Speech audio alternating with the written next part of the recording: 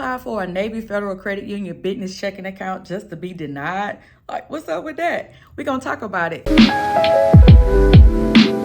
Hi, my name is Star Carter, and thank you for tuning in to today's video. On this channel, we talk about business credit and personal credit, everything that's going to help us level up and be our best version. So let's talk about it today on Navy Federal Credit Union and their business checking account. Making this video, I'm already assuming that you are already a Navy Federal Credit Union member, because you have to be a member in order to apply for their business checking account. So you already got to be established.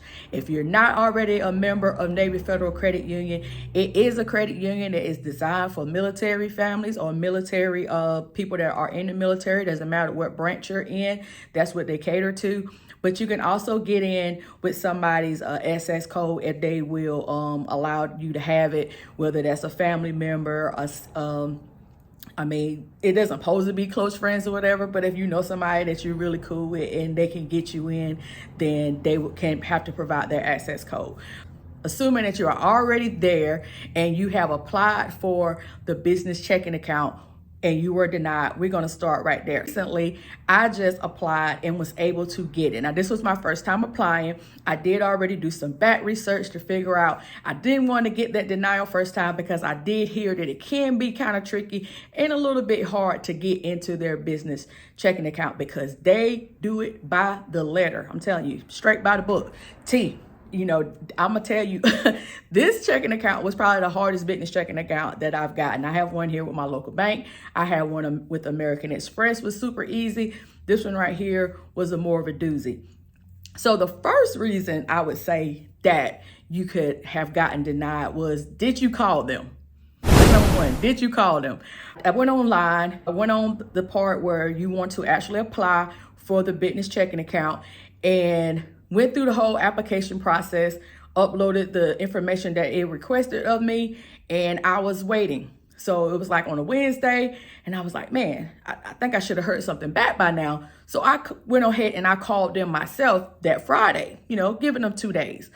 And the representative who came on the phone with me was like, well, you should have seen that it says to call us in 2 days. And I was like, I didn't see that, but I'm glad I called. So make sure that once you put that application in, that you are following back up with them in 2 days, because they are going to ask you a series of questions. And this could take anywhere from 45 minutes to an hour. Yes, it can take that long. So you need to call them when you are available to talk for that amount of time for them to go over the whole application, because you will fill out the application on their website, but they will go through it line by line with you over the phone to make sure that everything that you submitted is accurate, okay? Another reason why you may have gotten denied is because you don't have all your ducks in a row. When I say that they go by the letter, I mean they go by the letter. So you got to have your ducks in a row.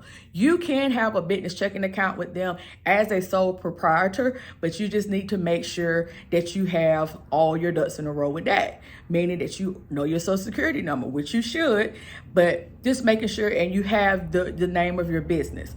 It's kind of hard really to, when you're just a sole proprietor, if you haven't already filed like a business license with your city or anything like that, it could just be you calling it whatever it is and you're using your social security number because you're filing your taxes as an individual anyway.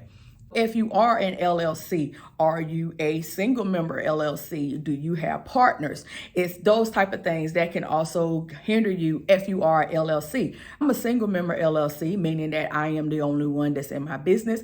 So I had to provide articles of incorporation, my certificate of good standing, and also my federal EIN. So that's number 3. If you do not have your federal EIN number, which is the employment identification number, you need to get one. If you have an LLC, you need to have an EIN number.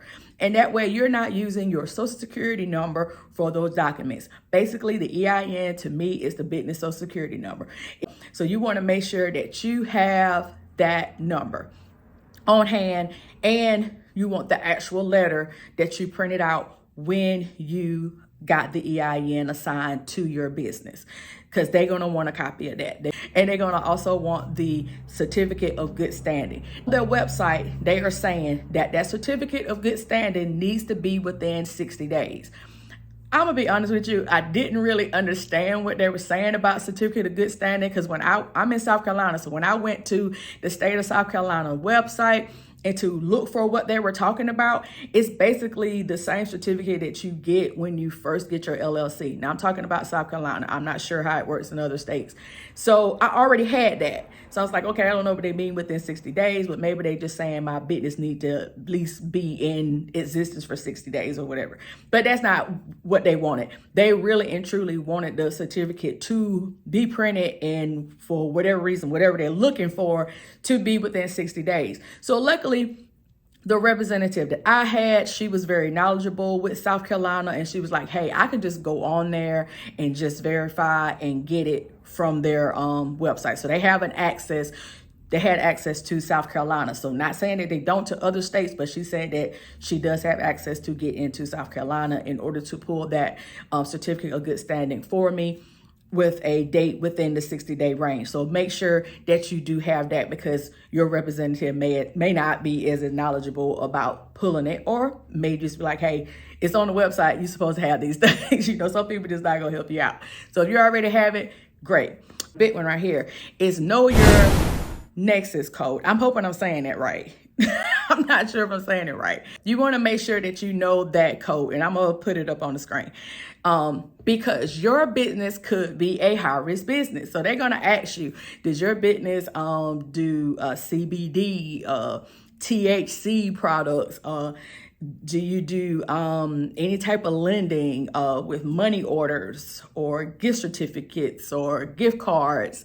Anything that looks high risk, you may not get an account with them, because they actually go over those things. And I can't remember all of them because none of them didn't apply to me. But some of the things that are high risk. I even heard that people say that they consider real estate investment a high risk. So you would know if you're in any of those things. I would definitely check out some of the other videos that talk about those high risk industries. So what I did was I did go on the website.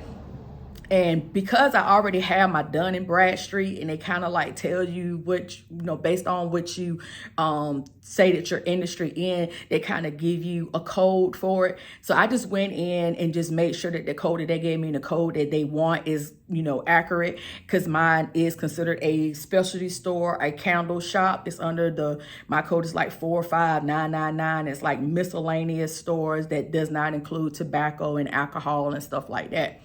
So you just have to make sure that you know what the category your business in. So if you don't know the code, you need to know the code before you call them, because that is something that they will ask you for. They're going to look that code up, and then they're going to say, this code is for this. And if it doesn't like spell it out like automatically, it's like some codes are specific. Like mine, it says miscellaneous, so a bunch of other businesses can run under that one code, 45999. More businesses can run under that code, but some businesses have their own unique code, and that's it. So if you're like me, she dug more into it, and then she says to include candle shops, and like, yes, that's what I do. So that's what you want to make sure that you have. So you want to make sure that all your items match. Okay, so make sure that all your stuff lined up. So I made sure that my mailing address, because I do have an actual store. So my brick and mortar address that's on Google, that is also on my website, all that matches. My phone number, that is my business phone number, that is my store's number, that's also on my website, that's also on Google. It all matches. And I have a professional email. Nothing's wrong with Gmails, but you want to make sure that you have a professional email that goes along with your website. Like mine is my name at scentpurbliss.com. So they know, okay, she has a website called scentpurbliss.com, and this is her email. But then they asked me what my personal email was, and so I was able to tell them that it's my business name at gmail.com. And so they sent me paperwork through both of them, because they're checking, they're making sure that these email addresses that you're giving them actually are your email addresses. So they sent me stuff through both of them. So, because there was a certificate of, I forgot what it was that I had to sign, and it was some other document that I had to electronically sign. I think it was my application. One of it was my application. But you just have to make sure that all your ducks is in a row. I'm saying that you have to have a store or something like that to get a account with them. I'm just saying whatever it is that you have, make sure it matches up across all the different channels that they will check. And I promise you, they will check it, okay? So I think I've gone over everything. Just checking my notes just to make sure. So I think I have gone over everything. If you have tried to get in and if you actually know why you were denied, please leave a comment below. I would love to see what your thoughts is on this. Also, I got another strategy that I'll talk about in another video on how I am going to cultivate the relationship with Navy Federal since I am in their ecosystem now. What my strategy is to actually get to those high limits that they talk about. So again, if you like this video, please give me a thumbs up and consider subscribing if you're not already a subscriber. I appreciate your time and see you in the next one.